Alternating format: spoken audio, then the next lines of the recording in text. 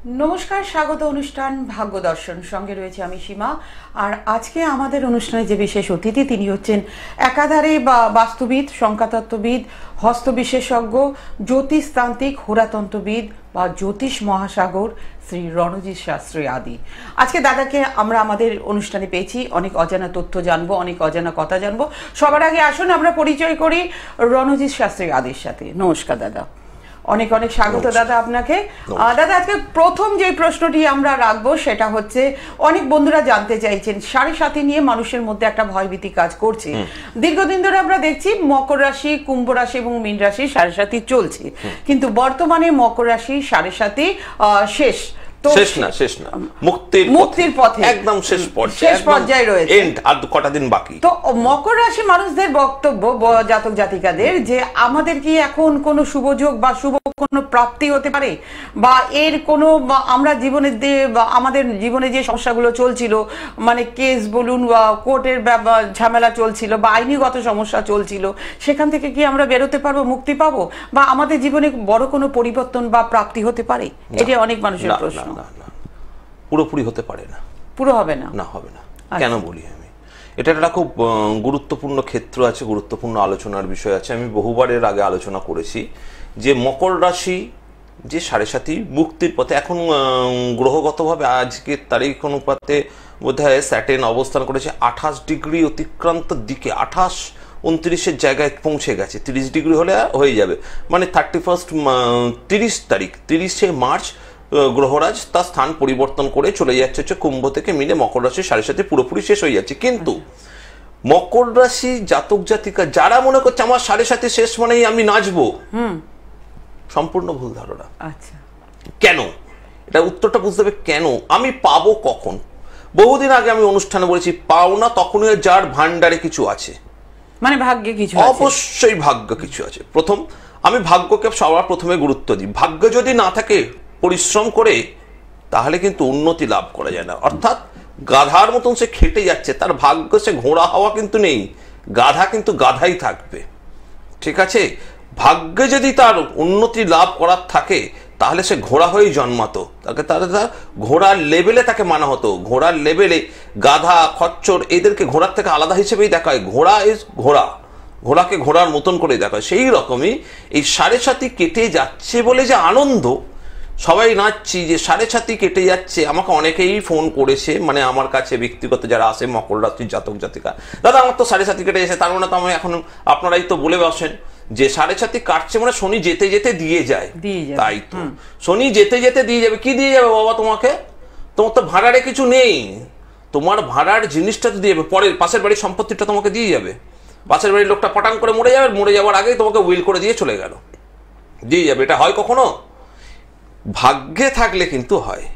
যাই হোক, ভাগ্যের ব্যাপার নিয়ে আমি বহুবার বুঝিয়েছি, বহু মানুষকে বুঝিয়েছি, কিন্তু অনেক মানুষে বুঝতে পেরেছে, অনেকে বুঝতে পারেনি। তবু আর একটা জিনিস বলি, জন্ম ছক, এটা আমার ব্যক্তিগত অভিজ্ঞতা। আজ থেকে তো এই চ্যানেলে আমি বসছি না, দীর্ঘদিন ধরে আমি এই চ্যানেলে অনুষ্ঠান করি, ঠিক আছে? হয়তো সময় কখনো এদিক ওদিক দেখা যায়, কিন্তু খুব জোর গলায় বলে এসছি, যেটা আবারও বলছি, জন্ম ছকে বার্থ চার্ট যদি দেখা যায় জন্ম ছকের মধ্যে কোনো একটি গ্রহ নিচস্থ, চন্দ্র বাদে, অর্থাৎ বৃশ্চিক রাশির স্থানে চন্দ্র নিচস্থ হয়, চন্দ্র বাদে। কিছু কিছু ক্ষেত্রে চন্দ্রকে ধরা হয়, চন্দ্রের জন্য একটা আলাদা নিয়ম আছে এখানে, সেই নিয়মটা পরে বলবো আমি। কিন্তু এই বৃহস্পতি, শনি, মঙ্গল, রবি, রাহু, কেতু, বুধ, এই শুক্র, এই সমস্ত গ্রহ যদি কারোর জন্মছকে একটা কোনো গ্রহ নিচস্থ হলো, বা শনি যদি শত্রু গৃহগত হলো, বিশেষ করে জন্ম ছকে শনি বসে রয়েছে হচ্ছে সিংহ রাশির ঘরে, বা শনি বসে রয়েছে বৃশ্চিক রাশির ঘরে, বা শনি বসে রয়েছে মেষ রাশির ঘরে, ভালো করে যদি দেখা যায় মেষ বৃশ্চিক সিংহ একটা ট্রায়াঙ্গেল শেপ তৈরি করছে, ত্রিকোণ ক্ষেত্রে যদি বসে থাকে শনি, তাহলে তাদের সাড়ে সাথী কেটে যাওয়ার পরেও ভাগ্য থেকে তারা কিছু পাবে না, ভাগ্যের কোনো উন্নতি তাদের হবে না। 100% কথাটা মিলিয়ে রাখো, কোনো উন্নতি হবে না। কেন? তোমাদেরকে যে সাড়ে সাথী যে শিক্ষাটা দিয়েছে গ্রহরাজ, সেই শিক্ষা থেকে যে তুমি শিক্ষা পেয়ে সেই শিক্ষার অ্যাপ্লিকেশন ফিল্ডে তুমি যে যাবে, সেই অ্যাপ্লিকেশন ফিল্ডের কারো কথা কিন্তু দিচ্ছে হচ্ছে সেই স্যাটেন। গ্রহরাজ বলছে জন্মছকে তৃতীয় শনি গেলে আমার উন্নতি। হ্যাঁ, একটু একটু hold ফোনে করবেন। থাকুন, ফোনে থাকুন। যেটা বলছে একবার মন দিয়ে একটু শুনে নিন, তারপর আমি আপনার প্রশ্ন উত্তর দিচ্ছি। চন্দ্র থেকে তৃতীয় শনি প্রবল উন্নতি দেয়, খুব ভালো। উন্নতিটা কোথায় হবে? তোমার দেখা যাচ্ছে মঙ্গলটা নিচস্থ, মঙ্গল তোমার কর্ম অধিপতি, দশমপতি কোনো কারণবশত তোমার মঙ্গল দেখা যাচ্ছে। তাহলে কি হবে? ধরে নাও তোমার জন্মছকে তোমার হচ্ছে কর্কট লগ্ন, কর্কট লগ্নের দশমপতি মঙ্গল, সে কোথায় বসে রয়েছে? মঙ্গল নিচস্থ হয়ে কর্কটের মধ্যেই বসে রয়েছে। তাহলে কর্মের মাধ্যমে শনি উন্নতি দেয়, যে জায়গাটা শনির দশম দৃষ্টি পড়বে সেই কর্মভাবকে তোমার হানি করিয়ে দিচ্ছে। অর্থাৎ শনি মুভমেন্ট হলো মানে তোমার 12টা বাজিয়ে দিল, অর্থাৎ উন্নতির জায়গায় অবনতি হচ্ছে। প্রচুর আক্ষেপ মানুষের আছে যে আপনারাই তো বলে এসছেন যে শনি তৃতীয় গেলে উন্নতি দেবে, আমি কি পেয়েছি? আমি কচু পেয়েছি, আমার উন্নতি তো হয়নি দাদা। আরে ভাই, উন্নতি হতে গেলে তোমার গ্রহগত বলবত্তা থাকতে হবে, আর যাদের নেই তাদেরকে কিন্তু গ্রহ উপাচারের মাধ্যমে গ্রহের বলবত্তা আনতে হবে। বিকজ ওই সময়টা তার যেহেতু ভালো, গ্রহ প্রতিকার এবং গ্রহ বলবত্তা আনার যদি প্রয়োগ করা যায়, তাহলে তার উন্নতি 0 থেকে বেড়ে হয়তো 30 থেকে 50% হবে উন্নতি সে পাবে। সেই ক্ষেত্রে কপালে নিয়ে জন্মেছ নিচস্থ গ্রহ, আর উন্নতির আশা তুমি করছো কি করে? ফোনে কে আছে একটু কথা বলি, তারপর বাকিটা বলবো। সত্যি আলোচনাটা এত সুন্দর ভাবে দাদা বোঝাচ্ছেন, আমরা শুনবো, কন্টিনিউ করবো। আমাদের মধ্যে এক বন্ধু এসেছেন, দেখে নেবো কে আছেন। হ্যালো, নমস্কার, কে বলছেন, কোথা থেকে বলছেন? আমি পশ্চিম মেদিনীপুর থেকে বলছি। পশ্চিম মেদিনীপুর, বলুন। বলুন, আপনার সম্বন্ধে জানবেন? আমার আমার ডেট অফ বার্থ। হ্যালো, আমার নাম পূজা দাস, নিজের সম্বন্ধে জানবো। ডেট অফ বার্থ বলুন। 14/1/1990। 14/1/1995। সময়টা বলবেন? 10:17 AM। 10:17 AM। জন্মস্থান পশ্চিম মেদিনীপুর। হ্যাঁ। আচ্ছা, পূজা দাস, তাই তো? হ্যাঁ। আচ্ছা, জন্মবার ছিল শনিবার। হ্যাঁ। আচ্ছা, বৃষ রাশি, মীন লগ্ন, ঠিক জানো তো তুমি? তোমার বৃষ রাশি, মীন লগ্ন। তো পূজাকে এখন আমার যেটা মেইনলি বলার আছে, দেখো তোমার কিন্তু লগ্নের ষষ্ঠে কিন্তু মঙ্গল বসে, সেটাও তুমি তাহলে ভালোভাবে জানো। এবং তুমি যদি জ্যোতিষীকে ফোন করা তোমার মধ্যে একটা প্রায়োরিটি বা এটা একটা ইচ্ছার মধ্যে থাকে, তাহলে তুমি সেটাও জানো। লগ্নের ষষ্ঠে মঙ্গল সিংহ রাশি অর্থাৎ অগ্নিক্ষেত্র রাশিতে বসে, এই অগ্নিক্ষেত্র রাশিতে বসে থাকলে আগুন থেকে কিন্তু তুমি খুব সাবধানে থেকো। আগুন তোমাকে কিন্তু বিপদে নিয়ে যাবে, আগুনে কিন্তু তোমার প্রাণঘাতী বিপদ হবে। মৃত্যু বলা যায় না, কিন্তু প্রাণ নিয়ে টানাটানি করিয়ে দেবে, সে বিষয়ে একটু সচেতন থাকতে হবে, বারবার ধরে বলছি। এবং সেক্ষেত্রে দেখা যাচ্ছে সপ্তম অষ্টম নবমে ভাগ্যস্থানে রাহু। পূজা, তুমি তো বাবা খুব যে কিছু ডেভেলপমেন্ট করতে পেরেছো তা না, কারণ বৃহস্পতি শুক্র একসাথে খুব কনফিউজড। প্রিয় কোনো সম্পর্ক থাকলে সেই সম্পর্কের মধ্যে থেকে কিন্তু তোমার টিকবে না। বৃহস্পতি শুক্র প্রচন্ড অশান্তিদায়ক, এবং ডিসিশন নিতে গিয়ে তুমি খুব মানসিক চাপে থাকো, ঠিক না ভুল? হ্যাঁ, ডিসিশন মেকিং এ আমি খুব দোটানা হয়ে যাই। দোটানায় থাকবে ডিসিশন নিতে গিয়ে। এবার দেখো, এটা সবাই জানে, সারা দুনিয়া ধরে দেখছে, তুমিও এটা দেখে এসছো যে শনি খুব তাড়াতাড়ি শিফট করছে, বলছে কি কুম্ভ রাশি থেকে সরে মিনে ঢুকছে, ঠিক তো? মিন তোমার লগ্ন, মিনে ঢুকছে মানে তোমার লগ্নের ওপর এসে এবার গ্রহরাজ বসছে। অর্থাৎ বাইরে থেকে একটা খুব গাম্ভীর্যপূর্ণ সাধু বাবা যাচ্ছিল, সে একটু ছাওয়া পেয়েছে, তোমার বাড়ির রকে এসে এখন বসে আছে। তাহলে তুমি বাড়িতে ধরো যে জীবনযাত্রাটা করতে পারতে, সাধু বাবা যতক্ষণ বসে রয়েছে ততক্ষণ সেই জীবনযাত্রাটা কি করতে পারবে? অর্থাৎ নিজের মতন করে খাওয়া, মাছ মাংস খাচ্ছ, কিংবা একটু তারস্বরে একটু গান শুনছো, কিংবা নিজের মতন পোশাক পরছো, সেই রকম ভাবে কি সাধু বাবা যখন বসে আছে বাড়িতে সেটা তুমি করতে পারবে? কেন পারবে না? কারণ সেই গুরুকে তোমায় রেসপেক্ট করতে হবে। তার জন্য বসে আছে সাধু বাবা, বাবা একটু ফল খান, কিংবা বাবা একটু বসে আছেন ঠান্ডা ভাবে বসুন, তোমাকে তোমার অ্যাক্টিভিটি কিছুটা চেঞ্জ করে নিতে হবে। তাহলে সেইটাই বোঝাচ্ছি এখানে। মীন লগ্নের মধ্যে যখন শনি এসে বসবে, তোমার শরীরটাকে বসিয়ে দেবে। কিন্তু গ্রহরাজ শনি সে মীন লগ্নে এসে বসবে যখন, মীন লগ্নের যে কোনো জাতক জাতিকাদের প্রথম করবে শরীরের জায়গা বসিয়ে দেবে। যার যা শারীরিক উইক পয়েন্ট আছে, যে যে কেসকে নিয়ে ডাক্তার দেখায়, সেই কেসগুলো কিন্তু একটু মাথাচাড়া দিয়ে উঠবে। বোঝা যাচ্ছে? যেহেতু শনি তোমার চলবে, তোমার 7.5 চলছে না, এখনো কোনো 7.5 চলছে না।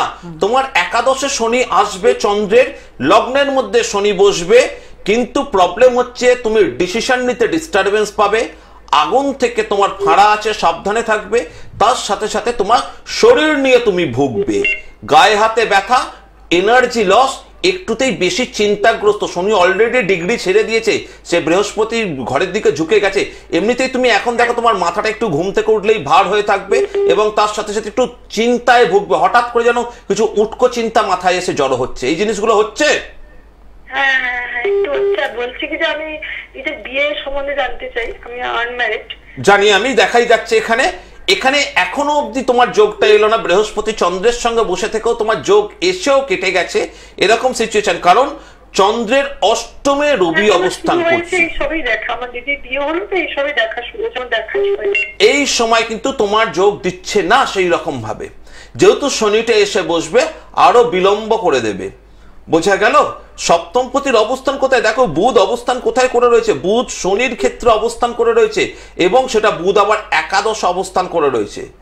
বুধ শনির ক্ষেত্রে একাদশে, শনি চলে যাচ্ছে লগ্নের মধ্যে, তোমার লগ্নের উপর বসছে, একটু বিবাহের ক্ষেত্রে বিলম্ব যোগ বা বাধা সৃষ্টি করে দেবে। তো এই জায়গাটা প্রতিকারের ভীষণ প্রয়োজন আছে, না হলে অসুবিধা কেন? কেন বলে দিই, এই যে ষষ্ঠে মঙ্গল, একে ভৌমদোষ হিসেবে ব্যাখ্যা করেছে। মঙ্গল যেখানে দূষিত জায়গা সেটা ভৌমদোষ। মঙ্গল কিন্তু মিত্র ক্ষেত্রে বসে রয়েছে, এটা শুধু যে পূজার ক্ষেত্রে বলছি তা না, আমার সমস্ত দর্শকদের বলছি। মঙ্গল কিন্তু মিত্র ক্ষেত্রে, একটা হরোস্কোপ পাবো সেটাকে পুরো ডিটেলস আমি বুঝিয়ে দিচ্ছি দর্শকদেরকে। যাদের রাশিচক্রে মঙ্গল এতে বসে, সিংহে বসে আছে, তারা খুব ভালো বলছে মঙ্গল তো আমার বন্ধুর ক্ষেত্রে বসেছে, বন্ধু ক্ষেত্রে বসে আছে। আরে বাবা, বন্ধু ক্ষেত্রে বসে আছে, কিন্তু দেখতে হবে সে অগ্নিকারক স্থল সিংহ রাশি, অর্থাৎ সিংহ রাশির অধিপতি রবি, রবি স্বয়ং অগ্নি। মঙ্গল যেহেতু বসে রয়েছে অগ্নিকারক ক্ষেত্রে, তাহলে বলা যেতে পারে সে মাঝে মাঝে তার বয়স বাড়ার সাথে সাথে হাই প্রেশার জনিত সমস্যায় সে কষ্ট পাবে, তার ব্লাড রিলেটেড কিছু ইনফেকশন শরীরে দেখা দেবে, একটুতে মাথা গরম ভাব বেশি হবে। ষষ্ঠে যেহেতু বা লগ্ন সাপেক্ষে যেহেতু পূজার মতন হরোস্কোপে যারা আছে, ষষ্ঠ থেকে আমরা রোগ বালাই ব্যাধি জায়গাটা দেখি। ষষ্ঠে যেহেতু বসে অগ্নি ভয়, এবং ষষ্ঠ হচ্ছে সপ্তমের দ্বাদশ, সপ্তম ভাব থেকে বিবাহ দেখি, বিবাহ স্থানকে ডিস্টার্ব করে দিচ্ছে, সপ্তমের দ্বাদশ কানেকশন দিয়ে দিচ্ছে। এই জায়গাটাকে কিন্তু একটু ডিস্টার্ব হবে, সেই জন্য এটার প্রতিকার অবশ্যই দরকার, ভৌম দোষের প্রতিকার করতে হবে। এবং শনি এসে লগ্নে বসছে, এই লগ্ন কিন্তু তোমার ডিস্টার্বেন্স, অর্থাৎ শরীর তোমাকে বাধা সৃষ্টি করবে, শরীর তোমাকে বিলম্ব করিয়ে দেবে। আমার এই সময়টা কোন দিক থেকেই ভালো নয়, সব দিক থেকে ভালো, ক্যারিয়ারের গঠনের সব দিক থেকে ভালো, কিন্তু বৃহস্পতি শুক্র তুমি ডিসিশন নিতে পারো না, যা ডিসিশন নাও উল্টো পাল্টা ডিসিশন নাও, ঠিক তো? কনফিউজ হয়ে যাও। তাও এই কনফিউশন থাকলেই, তোমার কর্ম, তুমি যদি কোনো কাজকর্ম বা ছোটখাটো যদি ব্যবসা যেটা তুমি করবে, কর্মে এখন সাফল্য দেবে। একাদশে শনি ঢুকছে, একাদশে শনি ঢুকছে, অবশ্যই সাফল্য তুমি পাবে, অবশ্যই সাফল্য পাবে, এটা তুমি মাথায় রেখো। কিন্তু স্যাটার্নটা যেহেতু লগ্নে এসে বসে যাচ্ছে, শরীরটা তোমাকে কিন্তু জ্বালিয়ে খাবে। কারণ কি, মাঝে মাঝে মনে হয় দৌড় আমি পড়াতে যেতে ভালো লাগছে না, পড়াবো না। যেহেতু প্রাইভেট টিউটর তুমি, সুতরাং তোমার সমস্যা কি হবে, হয়তো দুদিন তুমি পড়াতে গেলে না, একটা বাড়ি থেকে তোমাকে ফোনে বললো দিদি আপনাকে না আসতে হবে না, আমি না অন্য আমার ছেলের জন্য অন্য কোচিং ব্যবস্থা করেছি। তখন তুমি ভাবে রণজিৎ দা তো আমাকে বলেছিল ভালো যাবে, কই তো আমার ভালো যাচ্ছে না। আরে বাবা, তোমার শরীরটাকে বসাবে, মূল লগ্নকে, মিন লগ্নের সমস্ত জাতক জাতিকে হ্যামারিং করবে, একদম তোমার ডিস্টারবেন্স থাকবে। এগুলো একটু প্রতিকার করে নাও এই শর্ট টাইমিং এ। আমি একটা কথা বলছি পূজা, দাদা কিন্তু এতক্ষণ ধরে খুব সুন্দরভাবে তোমাকে বুঝিয়ে বলে দিলেন। তুমি যখন বুঝতে পারছো দাদার সমস্ত কথা মিলে গেছে, আমি বলবো দেরি না করে যদি মনে করো সরাসরি কন্টাক্ট নাম্বারে যোগাযোগ করো। একদম এক্স্যাক্টলি, কারণ কি দ্বিতীয় কেতু সঞ্চিত অর্থ করতে পারবে না, কিন্তু এগুলোকে প্রতিকার আছে, এগুলো নিয়ে এত চিন্তা করার কিছু নেই, কারণ তোমার টাইমিং ভালো। মানে বলছি উনি আমার চাপটাকে সুন্দর করে, মানে আমি বিয়ে করলে কোন সালে করবো না, মানে বিয়ে এবার হচ্ছে সাল প্রশ্ন, সাল তারিখের সাথে তোমার হস্তরেখায় বিবাহ রেখা ফুটতে হবে, ঠিক আছে? বিয়ে করবো বললেই করা যায় না বাবা, এটা বোঝো। না আমার বাড়িতে এরকম না যে হুট করে দিয়ে মানে কোন সময়টা পাবে একদম, তার জন্য তোমাকে বসে যে কোনো জ্যোতিষের কাছে সম্পূর্ণরূপে তোমার কুষ্ঠিটাকে বিচার করতে হবে। এই স্বল্প সময়ের মধ্যে তোমার আমি ঠিকুজিটা বিচার করলাম, জন্ম তারিখ সময়কে বিশ্লেষণ করে দশা, অন্তর্দশা, প্রত্যন্তর দশার সঙ্গে গোচরটাকে যদি ট্যালি করানো যায় তাহলে তোমার প্রপারলি বিয়ের সাল, তারিখ, সময় সবটাই বেরোবে। ঠিক আছে, ভালো থাকো। এটা একটা ব্যাপার আছে, এটা একটা ব্যাপার আছে, আমি বোঝাচ্ছি। অনেকেই পূজার মতন অনেক জাতক জাতিকারা প্রশ্ন করে এবং উনি সেটা বললো যে দাদা এত ভালোভাবে বিচারটা করলে। দেখো, দাদার দায়িত্ব হচ্ছে ভালোভাবে সঠিকভাবে তথ্যটা দেওয়া। ওই অর্ধেক তথ্য, এটা ইউটিউব নয়, এটা কোনো মিডিয়া মানে তোমার নয়, ওই যে সোশ্যাল মিডিয়া নয় যে ওই ক্লিপিংস টুকু 21 সেকেন্ডের একটা ক্লিপিংস তোমাকে আমি দিয়ে দিলাম, মানে না জেনে না বুঝে দিয়ে দিলাম। একটা চ্যানেলে যে অ্যাস্ট্রোলজাররা বসছে বা বসেন তাদের গুরুত্ব অনেক বেশি। ওই ফোনের মধ্যে মুখ লাগিয়ে বকে বকে অ্যাস্ট্রোলজি হয় না। সুতরাং চ্যানেলে যারা বসছেন, শুধু রণজিৎ শাস্ত্রী না, রণজিৎ শাস্ত্রীর মতন প্রচুর শাস্ত্রী বসছেন চ্যানেলে, তাদের গুরুত্বটা একটু দাও, তাদের কাছ থেকে তাহলে তুমি উপকার পাবে। এই যে বিয়ের সাল, তারিখ, সময় এটাকে বের করতে গেলে সব থেকে আগে হচ্ছে তোমার দশা, অন্তর্দশা, প্রত্যন্তর দশা। তোমার গোচর ফল ভালো দিচ্ছে দেখবো, তোমার দশা অন্তর্দশা হচ্ছে বিয়ের প্রতিবন্ধক দশা অন্তর্দশা, অর্থাৎ অষ্টমপতির দশা চলছে। অষ্টমপতির দশায় কোনোদিনও বিয়ে হবে না। সেই যদি বিয়ে হয় তাহলে সেই স্বামীর মৃত্যু হবে, কিংবা সেক্ষেত্রে ডিভোর্স হবে, অর্থাৎ স্বামী বিয়োগ যোগ, স্বামী থেকে সরে যাওয়া। বিয়োগ মানেই যে মৃত্যু সেটা বলতে পারা যায় না। তার যদি আয়ু থাকে আমি কি করে বলবো তার মৃত্যু হবে? তাহলে স্বামী বিয়োগ মানে স্বামীর সঙ্গে তোমার ডিভোর্স হয়ে গেল, বিয়ের পরে সেপারেশন এসে গেল। অর্থাৎ সেই জন্য বলা হয় একটা গুরুত্বপূর্ণ সিদ্ধান্ত নিতে গেলে, এই স্টক মার্কেটে ইনভেস্টমেন্ট করব, দাদা এত টাকা একটু ইনভেস্টমেন্ট করার আছে, কিছু টাকা, বা আমি প্রমোটিং করি, আমি একটা ল্যান্ড কিনেছি, একটা আমি ফ্ল্যাট তৈরি করব, ওখানে আমি কি সাকসেস পাবে এখন? তাহলে দেখতে হবে সেক্ষেত্রে শনি কতটা পাওয়ার, বিবাহের ক্ষেত্রে দেখতে হবে বৃহস্পতি কতটা পাওয়ার। এরকম অনেকগুলো ব্যাপার আছে যেটা এত স্বল্প সময়ের মধ্যে হয় না, কেউই করে দিতে পারবে না। একটা আন্দাজে আমিও বলে দিতে পারতাম, তো আন্দাজে বলা আর সঠিকভাবে বিচারের মধ্যে অনেক পার্থক্য আছে। বিনা পয়সায় জিনিস পাওয়া আর পয়সা দিয়ে দোকান থেকে জিনিস কেনার যে পার্থক্যটা, বিনা পয়সায় পাবে দেখবে এক্সপায়ারি ডেটটা খুব কাছাকাছি, আর পয়সা দিয়ে কিনে আনবে দেখবে এক্সপায়ারি ডেট 2 বছরের রয়েছে। তোমাদের মুখের ক্রিমের কথাই উদাহরণে বুঝিয়ে দিলাম। ঠিক আছে, ডেমোনস্ট্রেশন আর মানে অরিজিনাল প্রোডাক্ট দোকান থেকে কেনার মধ্যে ডিফারেন্স আছে, সেই ডিফারেন্সটা বুঝতে হবে আগে। একদম বাস্তব কথা। একদম। কে আছে ফোনের মধ্যে? আমাদের মধ্যে একজন আছেন, দেখে নেব কে আছেন। হ্যালো, নমস্কার। হ্যাঁ নমস্কার দাদা, কোথা থেকে বলছেন? আমি কলকাতা থেকে। হ্যাঁ, কলকাতা কোথা থেকে বলছেন? আমি কলকাতা টালিগঞ্জ থেকে বলছি। আচ্ছা, আপনার সম্বন্ধে জানবেন? আপনার সম্বন্ধে জানবেন? না ম্যাম, আমি একটুখানি জানতাম। কার ব্যাপারে জানতে চাইছেন? আমার বাবার ব্যাপারে। বাবার ব্যাপার। বাবার নাম বলুন। নাম বলবেন বাবার? হ্যাঁ, প্রদীপ চ্যাটার্জি। জন্ম তারিখ সময় বাবার? স্যার ডেটটা হচ্ছে 1/12/19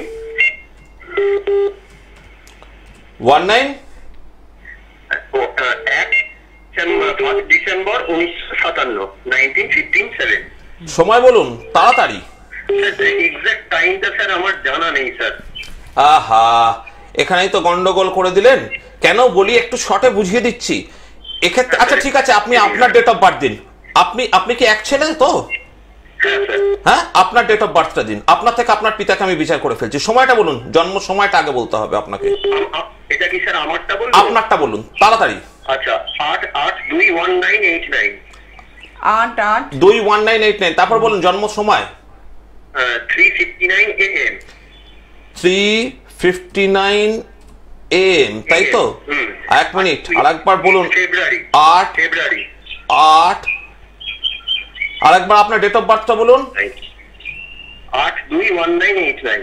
8/2, তাই তো? 8/2/1989। ঠিক আছে, 3:59 AM। ঠিক আছে, খুব ভালো। ঠিক আছে, এটাও দেখিয়ে দিচ্ছি একটুখানি, এই জিনিসটাও খুব দরকার। জন্মবার বুধবার ছিল, তাই তো? হ্যাঁ স্যার, বুধবার ভোরে। বুধবার ভোরে, ঠিক আছে, ওটা নিয়ে চিন্তা নেই। জন্মবার ছিল বুধবার ভোর রাত্রি। কুম্ভ রাশি, ধনু লগ্ন। ঠিক, কুম্ভ রাশি, ধনু লগ্ন। চলুন এবার আমি আপনার থেকে একটু আপনার পিতাকে বিচার করে নিই। এটাকে বলা হয় হচ্ছে আমাদের জেনেটিক অ্যাস্ট্রোলজি।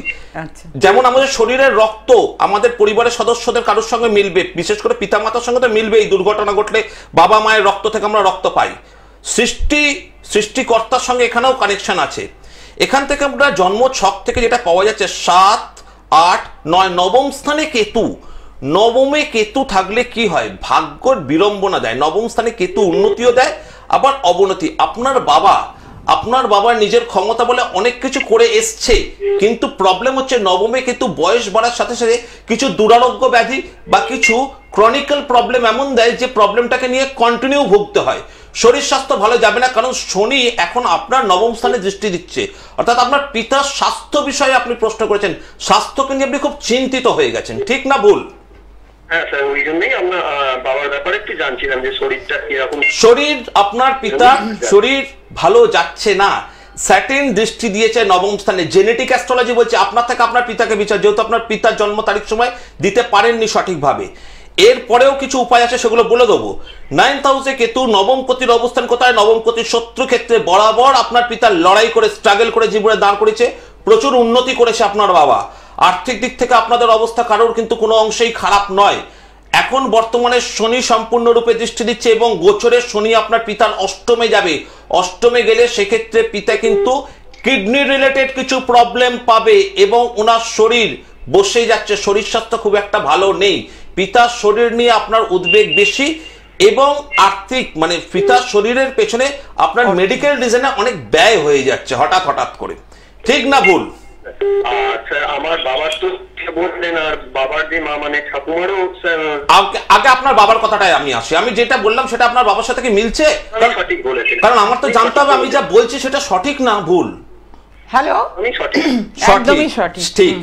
এই যে ব্যাপারটা, এই ব্যাপারটা থেকে আপনার ঠাকুমা অবধি আমি পৌঁছাতে পারি, আপনার ঠাকুমা অবধি পৌঁছানো সম্ভব, কিন্তু এইটুকু অনুষ্ঠানের মধ্যে তো এতগুলো করা যায় না, অনেকেই ফোন করছে। হ্যাঁ, জেনেটিক অ্যাস্ট্রোলজির থ্রুতে যে কোনো প্রবলেম সলভ করা যায়। জ্যোতিষ শাস্ত্রটা হচ্ছে একটি শিক্ষা, ঠিক আছে? এটাও একটি বিজ্ঞান ভিত্তিক শাস্ত্র, এটা কোনো ব্ল্যাক ম্যাজিক নয় বা ম্যাজিক নয়, ঠিক তো? অর্থাৎ গ্রহ অবস্থান আমাদেরকে বলে দেবে আমাদের উন্নতি আছে না অবনতি আছে।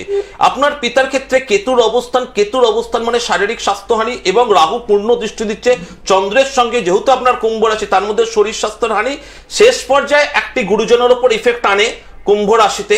অর্থাৎ আপনার থেকেও দেখা যাচ্ছে আপনার পিতার অবস্থা খারাপ, এবং আপনার জেনেটিক অ্যাস্ট্রোলজিতেও দেখা যাচ্ছে আপনার পিতার স্বাস্থ্য নিয়ে গন্ডগোল।